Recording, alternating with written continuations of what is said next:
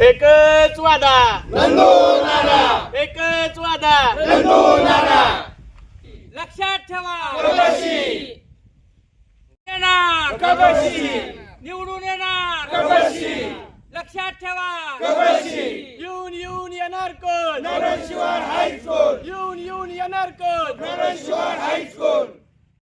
आज या ठिकाणी प्रथमतः आमचे उपमुख्यमंत्री अजितदादा पवार यांना भावपूर्वक श्रद्धांजली. आज या नागठाणे गटामध्ये आज नंदकुमार शिवाजी नलवडे यांच्या प्रचार करत आहे आम्ही. आणि या आमच्या नानावरती अन्याय झालेला आज लोकांनीच ही निवडणूक हातात घेतलेली आहे. त्याच्यामुळं आमचे नाना हे नक्की विजय होणार आहेत, त्यात काही शंका नाही. आणि नानासारखा माणूस आज आम्हासनी लाभला, त्यात आमचं आम्ही भाग्य मानतो. एवढं बोलून मी थांबतो.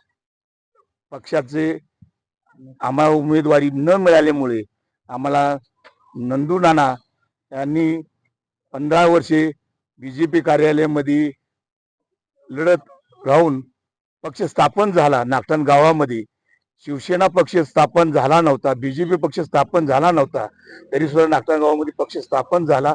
आणि त्यातून नंदू नानांना वगळल्यामुळे अपक्ष म्हणून कब्बशी हे चिन्ह मिळालेलं आहे. नंदू नाना हे 100% निवडून येतील याची मला खात्री आहे.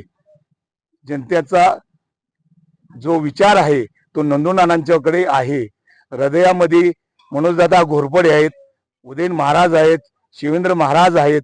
पण आम्ही सगळ्यांचे असून आम्हाला चिन्ह न मिळाल्यामुळे आम्ही कब्बशी अपक्ष म्हणून निवड करून आम्ही जनतेच्या समोर इलेक्शनला उभे राहिलेलो आहे. तरी सर्वांनी मिळून नंदू नानांना विजयी करावं हीच आमची इच्छा आहे.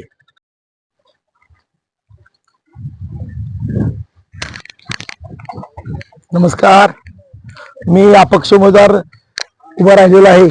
मला नागठाणे गटातून आपला आशीर्वाद पाहिजे. मी या ठिकाणी कबशी माझं चिन्ह आहे. जिल्हा परिषदला उभा आहे. जिल्हा परिषदला एकच आपल्या मतदानाला एक बॅलेट मिशन असणार आहे. त्यावर वरच्या बाहेर बॅलिब्रेटेडला 4 उमेदवार एक नोटा असणार आहे. त्या 4 नंबरला माझं कबे चिन्ह आपण दाबायचे. तसं खाली पंचायत समितीला उमेदवार आहे. पंचायत समितीला तुमची लोकशाही, तर तुम्हाला ज्या उमेदवाराला मतदान द्यायची द्या, पण तुम्हाला फक्त एक कबेशीला मतदान करावं. आणि तुमच्या आशीर्वादाने मी या ठिकाणी नक्कीच आपला एक मत म्हणजे माझा गुलालाचं मत असणार आहे. तुमचं मत महत्वाचं, मला आशीर्वाद मिळाला पाहिजे. आशीर्वाद आहेत की